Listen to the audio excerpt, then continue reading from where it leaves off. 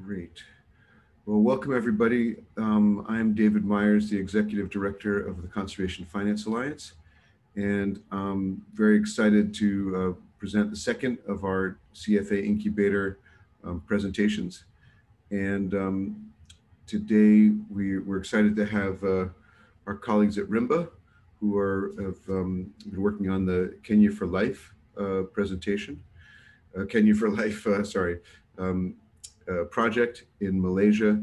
And we have with us Ruben and Sri, who are going to be presenting um,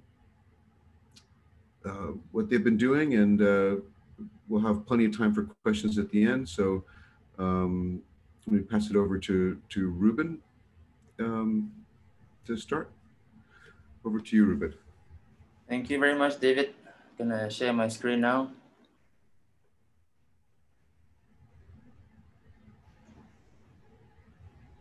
All right, here we go. So again, thank you very much, David, and thanks to the CFA for organizing this webinar. It's again, we're really grateful for the support you've given us over the last year, and it's given us so much time to incubate really new ideas and new strategies in which we can save forests in this beautiful watershed. It's called the Kenyir watershed in Malaysia.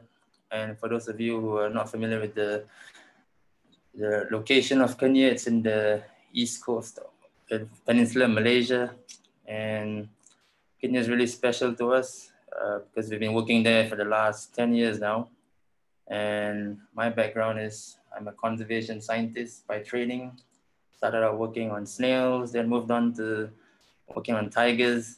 And I pretty much did most of my PhD field work in Kenya and found there's so much amazing wildlife and tigers are still roaming there. And after my PhD, wanted to see how we could secure the forests in Kenya because there's so much poaching going on, deforestation. But after um, after a while, we decided, well, I think we needed to look into conservation finance to secure the protection of forests because lobbying alone will not be able to help us get more forests protected. And that's really why we applied for a grant with the CFA, and we're so delighted to get the support, which was really much needed, as well as the mentorship. And again, very much grateful for David and all your networks for helping us incubate this Kenya for Life project further. I think we can have lots of successes over the last few months, and Sri is going to touch on it later, as well as Dr. Tajang, who's also part of the team. But let me start off first by telling everybody who we are in this project. So we really started out, we're still part of this really small NGO called RIMBA. And my wife and I, we set this up back in 2010. We decided to create an organization that conducts conservation research projects so that we can produce evidence-based management recommendations, which is really vital to help decision makers mitigate threats to wildlife and to manage their forests better. So we're registered as a society, or NGO, been around for the last 10 years now. And in this NGO of ours, we right now have about 5 principal investigators leading their own projects, and we've got about 35 full-time staff. I mean, what we are really is sort of like a CFA, and so to speak, but we're incubating projects at the moment, and we're giving a platform for young Malaysian researchers to lead their own projects. And that's what's been happening for the last few years now. And so far, we managed to get close to about $3 million US since 2012 to support all these projects. And the first project I'm gonna just briefly touch on is really just to promote my wife's research. She's working on flying foxes on fruit bats, and it's called Project Europus. So she's collaborating with a lot of international partners, including University of Tennessee and a few other friends from Singapore and Hong Kong. But her project is mainly trying to save this amazing fruit bat, largest fruit bat in the world, the flying fox, and the large flying fox, and it's what she's focusing on. and she's trying to work with the durian industry to raise awareness that flying foxes are very important pollinators of the durian, which is a very highly prized and popular fruit in this part of the world.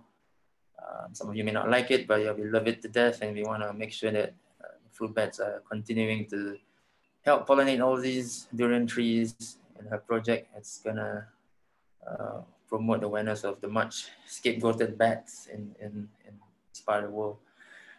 So the project that I've been leading the last 6-7 years now is called Harimau Selamanya. It means tigers forever, and we've been working a lot of familiar US partners, as you can see here, and we have been getting their support to try to reduce poaching of tigers and try to protect more tiger habitat. We also have a limestone project, and this current project, we are trying to map out all the limestone hills across Peninsular Malaysia, in which we had very little of. Limestone hills are very important ecosystems. For example, they're very unique habitats for snails, and there's just so few of them being studied. So limestone hills are quarried for cement at the moment, but we are working with the ministry and other local counterparts to map out all the hills across the region so that we can develop a conservation prioritization action plan for this really unique ecosystem. And lastly, we just had more US government support for this project called Project Cerberus, which is trying to build up canine units, basically tracking and detection dogs to try to reduce poaching and wildlife trafficking. So really, we've been quite lucky over the last 10 years now, and we're going to speak to some of you about our future plans, because as an NGO, we find it unsustainable just getting grants year in, year out. So we're really grateful that through David's mentorship, we're going to come up with a new model, a business model in which we can fund the work in Kenyir. So why invest in Kenyir, in case there's some people in the audience who are interested to put some money in this landscape? Well, firstly, it's a very important landscape to mitigate climate change, and it's also there are many co-benefits for the communities and biodiversity that's in there.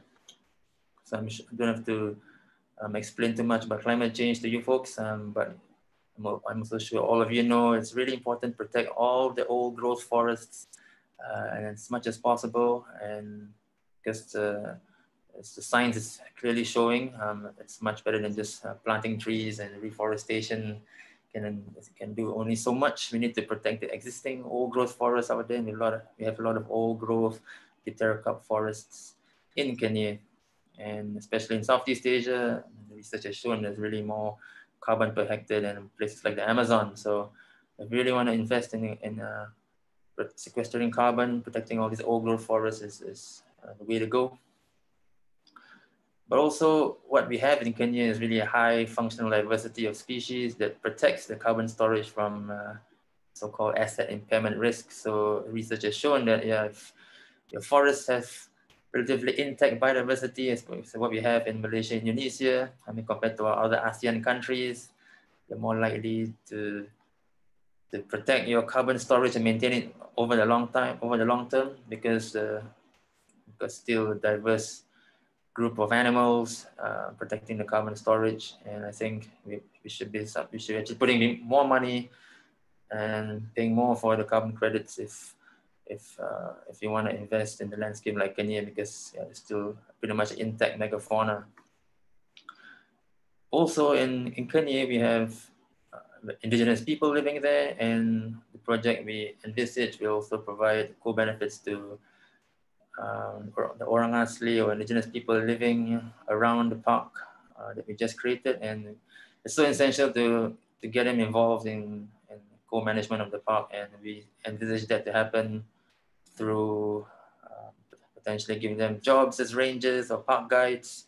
And again, if ever you manage to come down to Malaysia one of these days, you can catch the world's largest flower here, the Rafflesia. And we're trying to create trails, and Sri has been working hard on the ground to work with the Orang Asli communities to map out trails in which we can attract people to the park we just formed.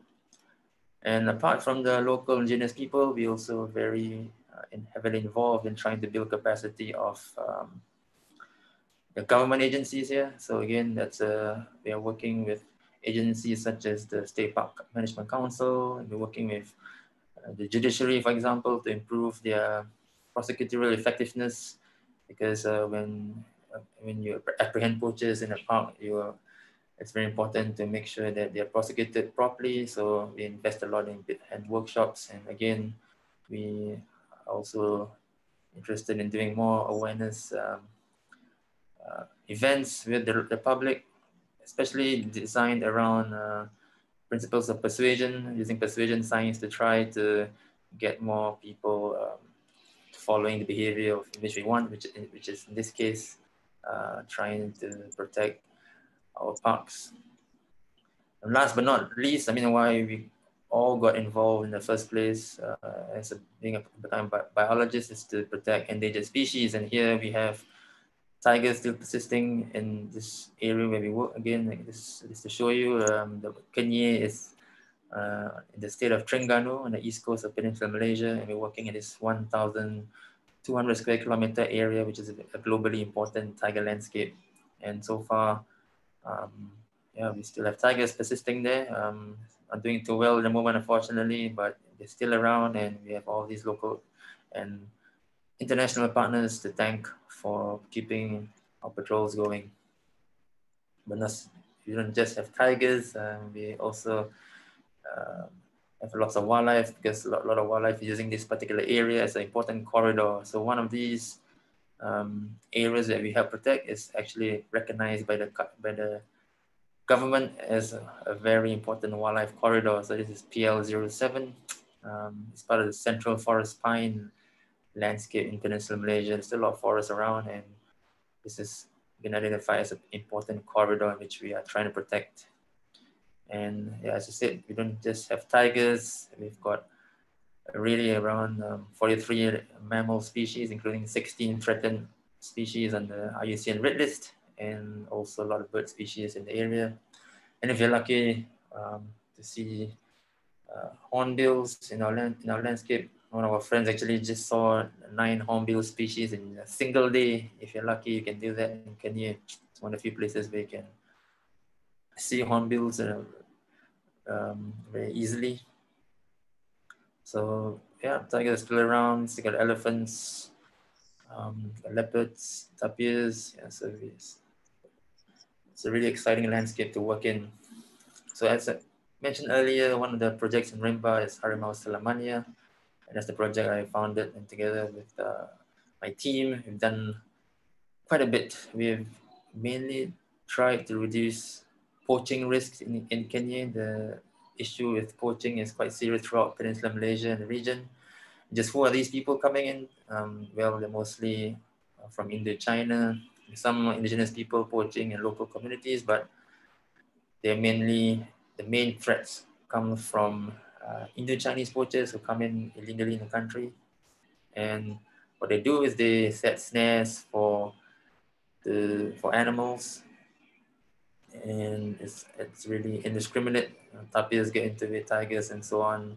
Some they look for pangolins, and of course some of them go around shooting, looking for large megafauna. And all these animals unfortunately end up in places where there's demand. So in Malaysia, it's a source for smuggling of wildlife parts across the sea and across the land into countries such as Vietnam and China, where there's a huge demand for animal parts for the traditional Chinese medicine. But again, this could be one of the reasons why we're in such a situation in the world today. I mean, a lot of stories reporting the links with COVID and illegal wildlife trade. So if we really want to minimize the next pandemic, we got to start focusing on protecting forests in countries like Malaysia.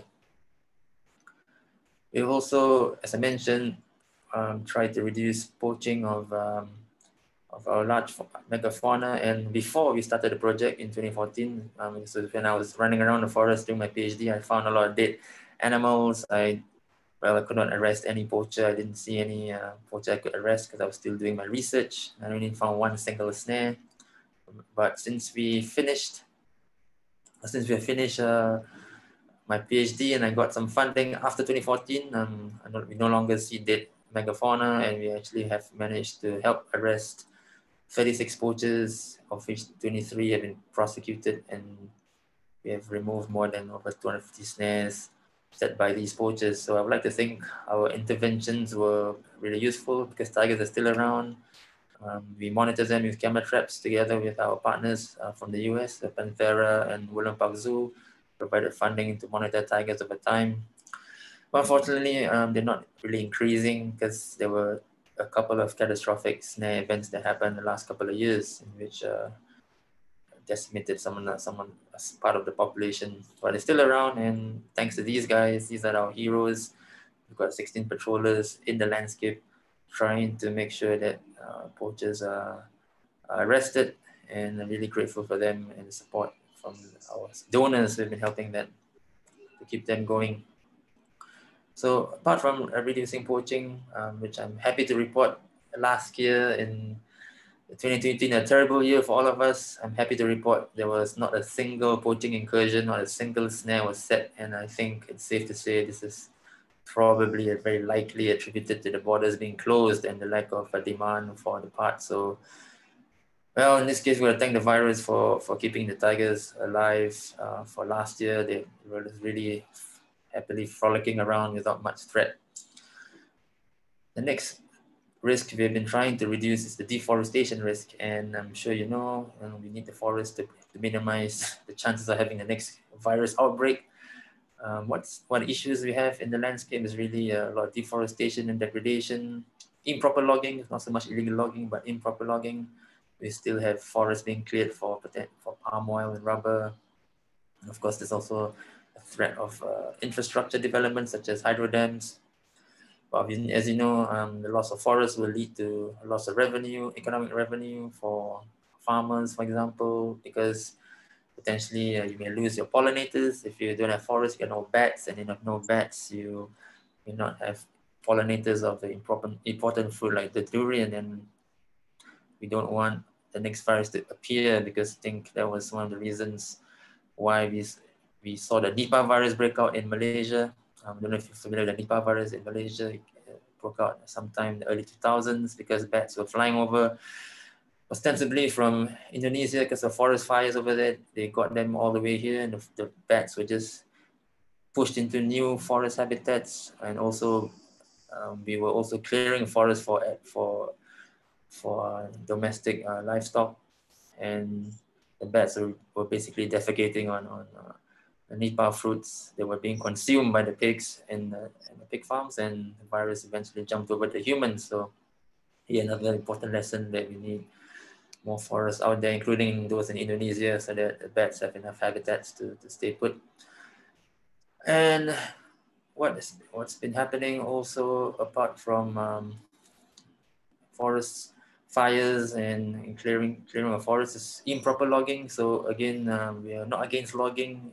I mean, logging done sustainably is still ideally one of the better solutions to help governments make money. But unfortunately, we're in a landscape in which our forests are adjoining a water catchment in the lake. So when logging started to happen in 2016, our satellite images showed that there was a lot of sedimentation, and that was really clogging up the river. So we were not really happy with this, and that's why we went to the government and lobbied for its protection. So I'm happy to report some of our success stories here in this case. Again, before my PhD ended, during my PhD, I of course couldn't do anything with the forest. I was just doing my research. We did not create any legislation to help it, nor was there any government agency that existed to protect the area. But since 2014, I managed to assemble a fantastic team that includes Sri and Tajang here on the call. We managed to protect 30,000 hectares of forests, and that's probably the size of Seattle. And this is no mean feat because it involved lots of late night talks and really arm twisting and with the government, and we managed to also create a new legislation that enabled this protection to happen. And we also facilitated the creation of a government agency. It's called the Terengganu State Parks Management Council, to help manage this very important area in pink here. And so this is one of the signs you may see in the new protected areas called the Kenyir State Park. So do come down and visit us once everybody is vaccinated, and we could go about our business again. And it's really, really, really fantastic landscape to visit. And one of the reasons why I think we managed to do this in this state was the result of political will. So as you know, in conservation, without political will, all this wouldn't be able to happen. So we had strong support, from the state government, and the chief minister of Terengganu was basically saying, yeah, we recognize the need to develop biofinancing schemes to generate revenue from sustainable forest management. And I think what we're doing now in the Kenya for Life is really in line with this. And again, we are open to more ideas from the audience here, and hoping to tap your expertise in how we can develop more of these to enable the financing of forest protection in Kenyir. So since then, since we created this state park, we also managed to do something that's the first for the country. Well, we think it's the first, but first for the state is the formation of a green financing task force. So this task force was actually formed to help the state come up with new green financing mechanisms. And this was actually formed during a lockdown, but we're part of a group of important experts in the state, including the state finance officer, and we've been advising the state on how we could potentially design green financing mechanisms, including a carbon offset project. And that's where we're at now. Actually, we have been trying to get the meetings going, but it's been tough due to COVID. But as I mentioned earlier, Rimba, we're reaching a 10-year mark now, and we're actually transitioning to form a new entity in which Sri here will give you an idea of what we actually plan to do as we transition from an NGO to actual non-profit social enterprise. So Sri, go ahead. Yep. Thank you, Ruben. So yeah, so nature-based solution. So we just set up this company last year in December, actually. So the whole point is to have a project implementation company that can do all the engagements on behalf of the state to try and source potential investors who would be interested into pumping into their ESG capital, for instance, into achieving sustainable outcomes on the landscape. So Rimba again, started as the small NGO in 2010, and then we've been running Project Harimau Selamanya since 2014. But of course, having realized that we can't keep doing things the way we do, depending on grants on a year-to-year basis, we need long-term planning. Conservation itself, I think it's something that is very long-term. The issues are very, very complex, and they're interwoven, and it needs a very multi approach in order to solve issues. So long-term financing is definitely crucial to achieving all of that. So that's when we started looking into what are the options that's available out there. Conservation finance definitely provided a feasible avenue for us to explore. And now we are at a phase where, okay, so we've formed this company right now to be a vehicle that can explore that moving forward. Yeah, next slide, please. So talk about Kenyir for Life a bit more about the project itself. So Ruben has mentioned, so we have a 30,000 hectare state park that's been created, which is what Ruben is highlighting now. But the entire watershed is actually 280,000 hectares. That whole area that's about 200,000 hectares. And initially, when we were lobbying the state for the state park, we were asking for 100,000 hectares, which is the smaller circle there. And of course, this was too much of a ask to the state. It was too much logging revenue to forego, so they were not willing to set aside 100,000 hectares. So in the end, we decided, okay, we have to compromise a bit here and then take it one step at a time. So in the end, the state agreed to gazette 30,000 hectares first. So that's first step. So at least that's like the state has taken a positive step, and we have a state park in place. The next thing that we have to think about is how to make sure the state park is run sustainably over the long term. And then at the same time, also thinking of how we can expand protection to the rest of the area as well. So there were a few revenue streams that we thought that is feasible for the landscape. So one of them in the shorter term, definitely looking into carbon credits and also recovery plan projects. And then in the longer term, since it's a watershed, there's also potential to develop a payment for watershed services mechanism here, and also developing the tourism, ecotourism part. But what we are working on most on at the moment is on carbon revenue, which Tajang will touch on later on. So the idea is to take, sorry, go back a bit. So previous slide. So the idea is we decided to phase the project itself. So phase one being the state park itself, trying to secure, since it's protected, and one of the reasons why it was protected was also to set the area aside to explore alternative revenue streams from standing forests. So that makes up part of our first phase to try and bring in revenue for these 30,000 hectares. And then proving that this model can work to the state, hopefully we can convince them to use this model to expand protection to more of the surrounding areas. So we've broken it down to phase one, phase two, and phase three. Phase two making up the 14,000 hectare area, which is just adjacent to the state park next to the national park. That's about 14,000 hectares. And then hopefully expand that further to 56,000 hectares additionally. Yeah, next slide, please. So the concept, I think you could, next. So the main idea is we have private sector that is increasingly looking into achieving ESG ratings. I think a lot of at least the S&P 500 companies are definitely taking a much more progressive step, I would say. Some of the big institutional investors in Malaysia are also already started to look into establishing ESG policies and then reviewing how they buy into assets and how those assets actually comply with ESG needs. So I think this will have a trickle-down effect for sure in the coming years.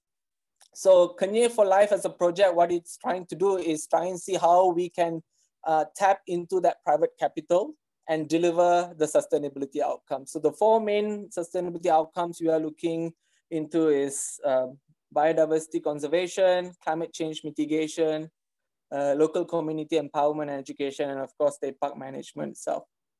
Yep, next. And of course, as Ruben has mentioned before, like CFA and also World Bank. Next. Both of these entities has been really played a key role in terms of advising us and sort of steering us in the right direction as we developed the project along the way. Initially, at the very beginning stage, when we were trying to see what type of feasible mechanism we could explore, even the central bank and the Securities Commission of Malaysia was also involved as part of the process. And definitely all this expertise, knowledge, and also mentoring has been very, very valuable in terms of steering us in the right direction. I mean, as you can see, most of us in the team, our background is not really from conservation finance. Myself, I don't have any background in economics, etc. I mean, I studied biomedical science, decided to have a switch in career, came into conservation, and a lot of the things that I'm doing right now are actually self-taught. So having conservation finance experts coming on board and mentoring has been very valuable and a great learning experience for us. Yeah, next. So looking at, yeah, next, all the way. So looking at like what we are trying to achieve in terms of like the project scenario. So we have a current baseline scenario where, you know, from the biodiversity conservation perspective, you know, we have poaching going on at this point, even though the landscape state park is protected and the surrounding production forest reserves are located for logging. Poaching still goes on within the landscape. So through the project scenario, by having a fully properly funded and equipped patrol team, we hope to eradicate poaching on the ground. The next scenario that we are trying to change in terms of mitigating climate change is trying to change the current business as usual, which is the selective logging that's happening, to forest that's managed for ecosystem services instead. And then in terms of community empowerment, there's hardly any community engagement that's happening at this point, except that we have some colleagues who started building those relationships on the ground at this point. But what we hope to do is, by working together with these communities, we'll identify suitable interventions that they are also interested to co-develop, co-design, something that would work for them on the ground. So that would be part of that project scenario. And also the last one being the trying to turn the park, which is currently underfunded. So the park receives, it's part of a government, the state government, it's under the state government's jurisdiction. So they do receive some funding, but it's subject to state's approval. So for instance, this year, like they received like almost more than a 50% budget cut. So which means funds are very, very limited for them to carry out meaningful work on the ground. So hopefully by having an alternative revenue coming in, that would support the park long-term effectively. Next. Next slide, please. All the way, yeah. And we've also done some budget estimation in terms of like, you know, how much, in terms of how much we raise and where most of this money is going to go in terms of percentage wise. And also obviously biodiversity conservation takes most of the portion because of enforcement work is quite expensive. So at this point of time, we estimate the bulk of the spending is going to go there, whereas the rest of the outcomes may not consume as much. But we are talking to the state and we are trying to incorporate the state's input into this as well. So we are revising these numbers as we go. Yep. Next. Next. Yeah, so this is the current core team, which makes Nature-Based Solutions company at this point. So Ruben himself, who was the principal investigator who started the project in Kenyir.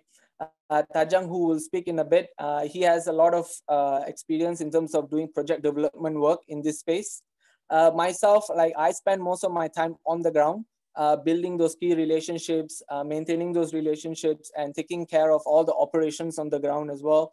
Hanqing here, Hanqing, she's the only person who has the finance background, who just joined our team. She has almost 20 years of experience in the finance sector, running her own fund management company in Hong Kong. And she's a Malaysian, and recently she decided to move back to Malaysia, and she has been a great addition to our project team. And also Dylan, who worked as freelance consultant, and he's handled a lot of federal level and state level projects related to developing conservation policies and programs for the state as well as the federal government. So that makes up the current core team, 5 of us. Next, please. And next. And these are the current delivery partners that we have on the ground. So NBS is sort of also, it's a social enterprise, but it's also sort of like an NGO consortium. So most of our colleagues from Rimba has gone on to set up their own, we've incubated them and they've gone on to set up their own NGOs, and they are now focusing on doing different aspects of the work. So obviously the first main implementing partner for us is of course the State Parks Management Council from the governance side. Pantera has set up their own office in Kuala Lumpur, and it's being, the country manager is actually our previous chief operations officer. So she's now head of Pantera Malaysia.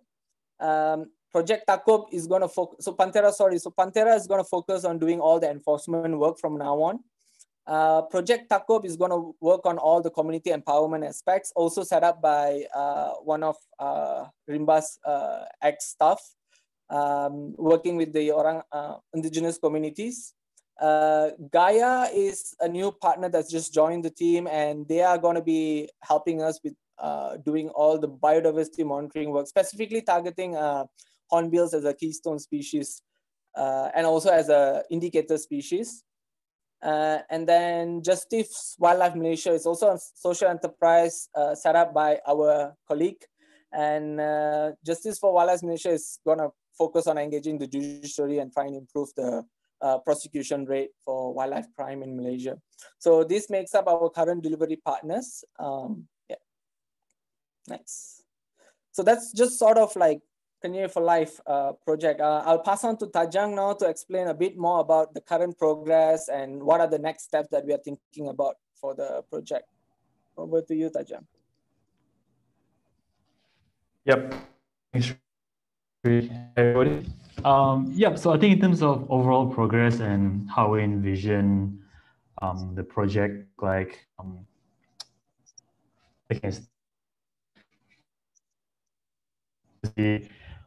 from support initially, will is Tajang, the connection's not very good. Sri, I'm not sure if you can hear, but the connection's not very good with Tajang. Is this better? Yeah. Yeah, Tajang sounds better. Try.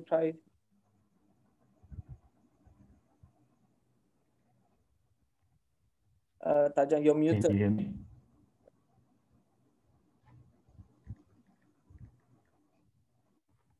Okay. All right. So Hi. I think, can you talk, Tajang?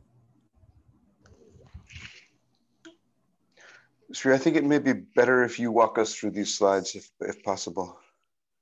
Yeah. Okay. So this slide over here. Okay. So it's just an overview of how we see the capital flowing within the project.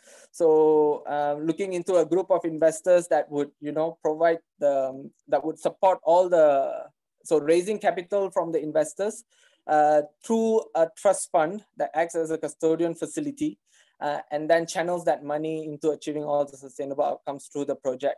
And the project itself, so this is more like you're looking at like trying to support the project development phase. And then also like in terms of how the project itself it's going to go and like generate revenue is through having off-take agreements with beneficiaries. So this would be mostly again targeting private companies who are interested in, for instance, buying carbon credits, and those by selling those credits that raises the revenue, and then that can go back towards paying back the investors. And next, and also, go back a bit, please. And potentially also like having a credit guarantee in between. So these are just, at this point of time, these are all just different pieces of the puzzle that we are trying to connect and link and see where the opportunities are. So this is just an overview of like different entities that we are talking to at this point, and try and see how we could structure together a project, a financing mechanism for the project. Next. So again, this is again a very simplified diagram that's just showing how the flow works. Like, so we have different types of revenue streams or funding that could come in. So it could be in the form of concessional funding or catalytic capital or investors.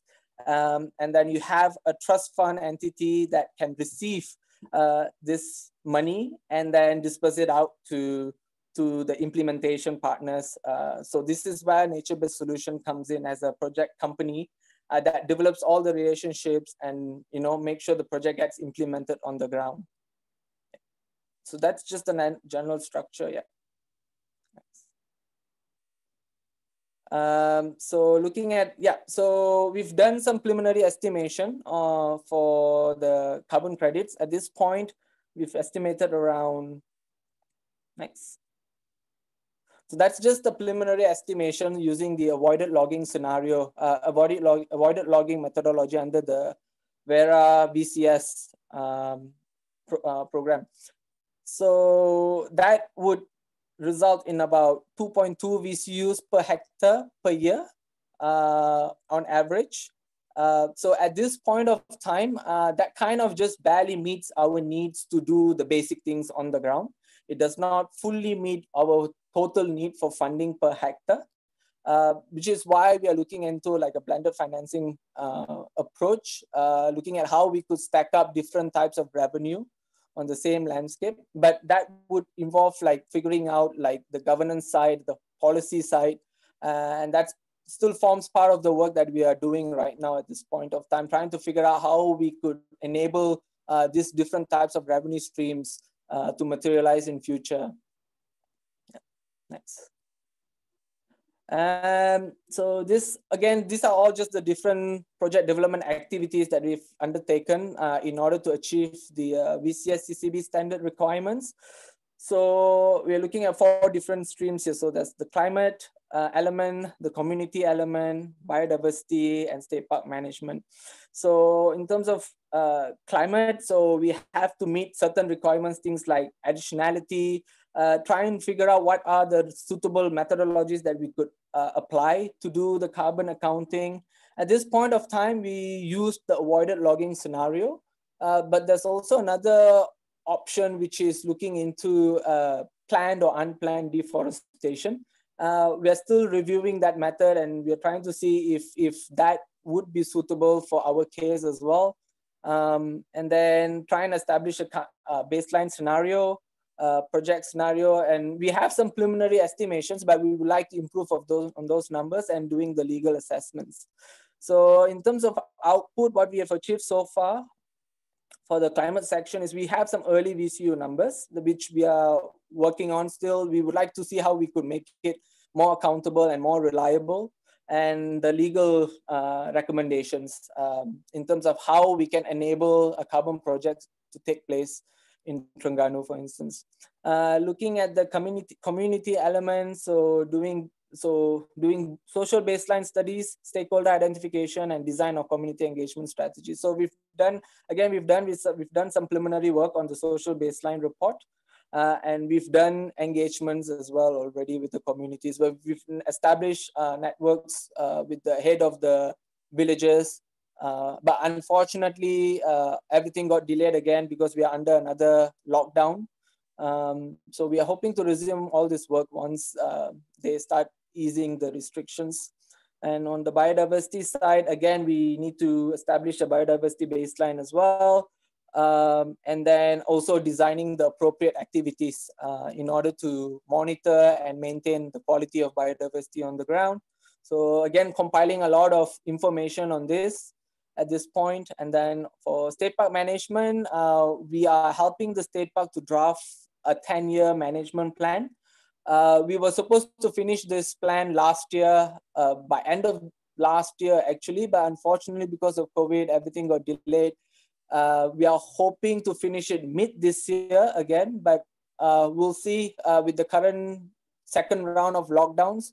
Hopefully we don't need to revise the deadline again, but we are aiming to try and finish it by mid of this year. So, all right, so all of this information is being compiled into a project description document. That would be a main document that we need to submit in order to qualify the project for carbon credits. Next.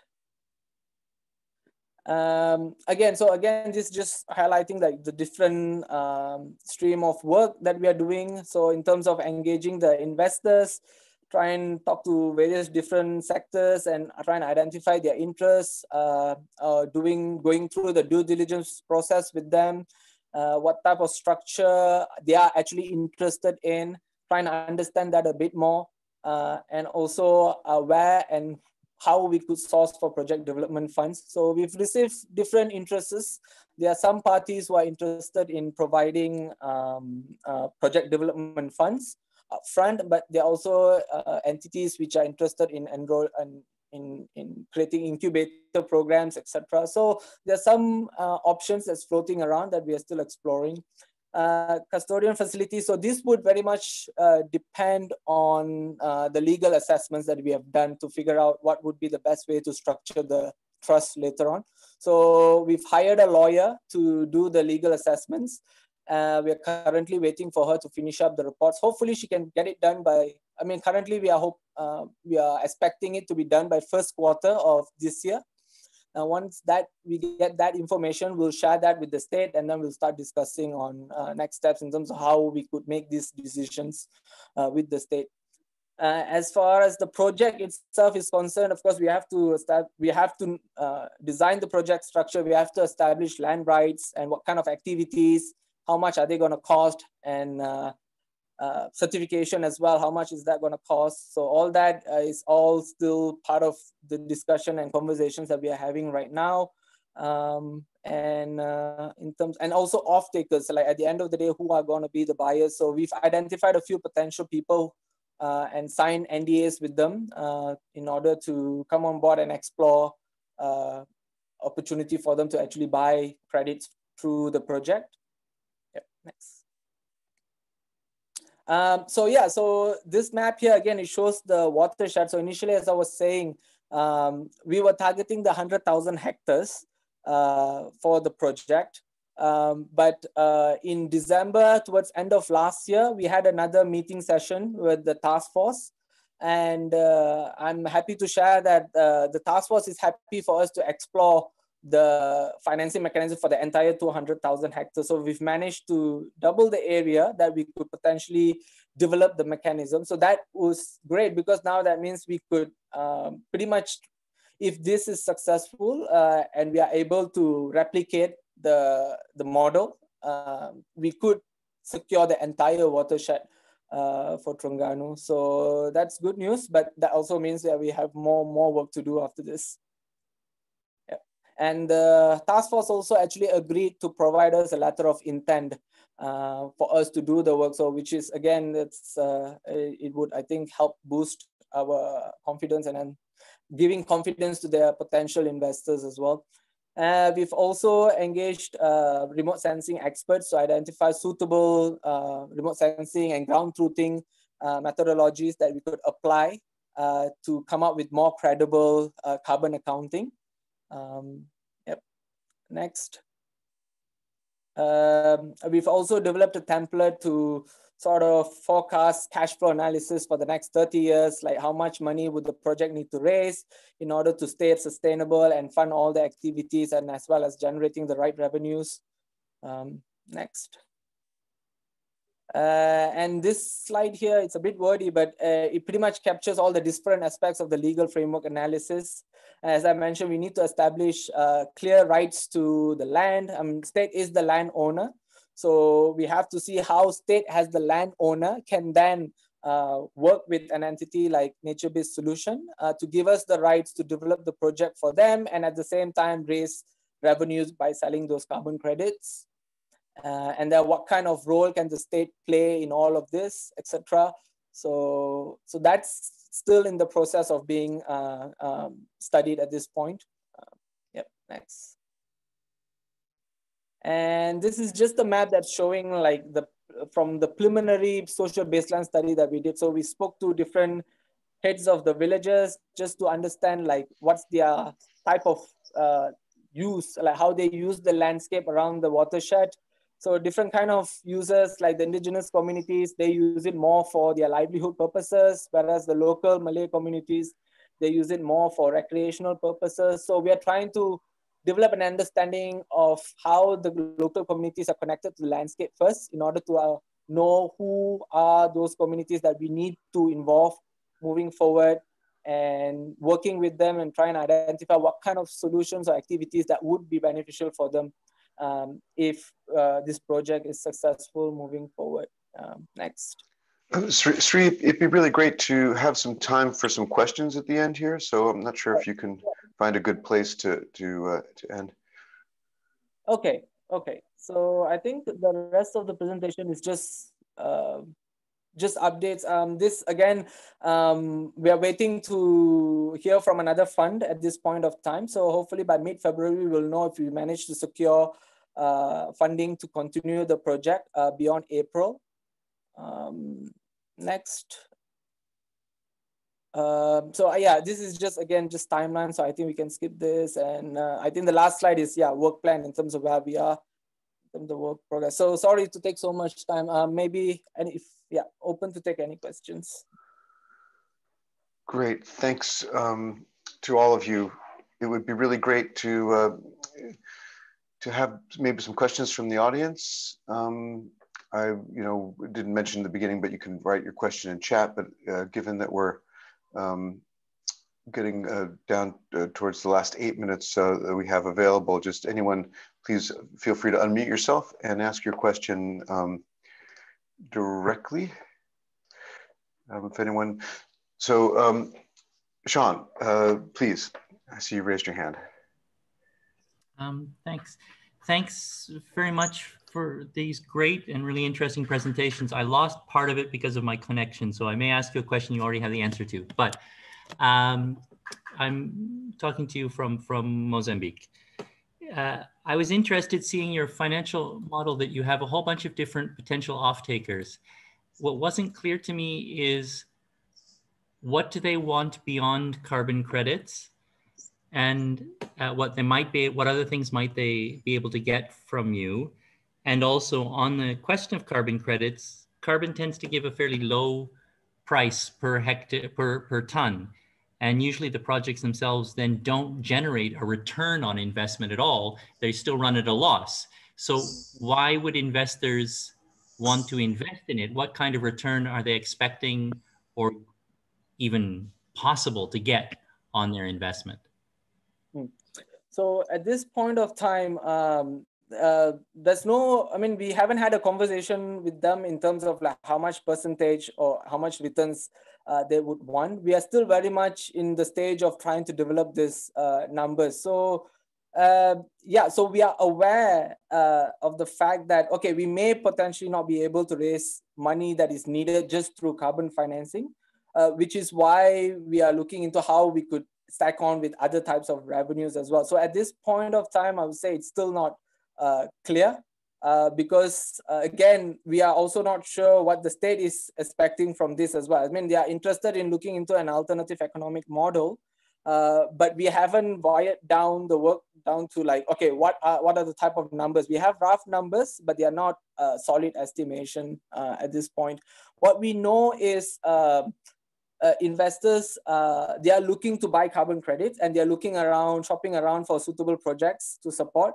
One key element I think they're interested with our project is that co-benefits is coming out of the project. So it's not just about the carbon revenue, but there's also that added value of achieving some social outcomes as well as biodiversity protection. So that keeps them interested, but we have to, yeah, develop the numbers, and if the numbers make sense to them, I guess that's when they will make that commitment. At this point of time, we don't have those solid numbers yet. Just to add on also, Sean, great question. I think we're also looking at the recovery projects from the oil palm sector. So we're in contact with potential companies who could direct recovery funding from the oil palm sector for this project as well, on top of carbon. So there's potentially another revenue stream, but we're also trying to see if we can tie in some sustainable agriculture mechanisms on degraded land around the landscape, but that's further down. Right now, we're just really focused on trying to get the carbon numbers firmed up and then go for certification before we can also scope out for other revenue streams to stack onto this project.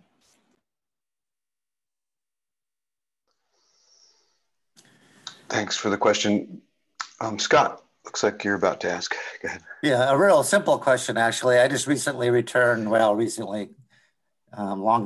bit ago, from looking at biodiversity offset on a hydropower project in Costa Rica. And of course, those big projects are funded by banks, and those banks have safeguards. And you had a large reservoir on your property, it seemed, and off-taker being the hydropower project. Were offsets even discussed in your thinking on this so far? Yeah, so initially when we started working on this, the main target was the hydropower company. But unfortunately, we were not able to make contact with them. And also they have a very different take on the issue. So we are still trying to figure out how to engage these guys. Well, before we go to them, we want to make sure we have solid numbers and a solid business case for them. That's the only reason why we decided not to engage them. Previously, like the previous chairman of the company was somebody who we were able to reach out to, but then that person stepped down just when we were about to make the approach. And then when that happened, we decided, okay, let's just solidify our business case first and then make an approach with the hydroelectric company. But otherwise, they, at this point of time, they are not, I would say, very friendly at this point of time to speak to. Yeah, I don't know who the financer was on this, but rather than approaching the company directly, sometimes approaching the financer using their grievance mechanisms is a way to go about doing that.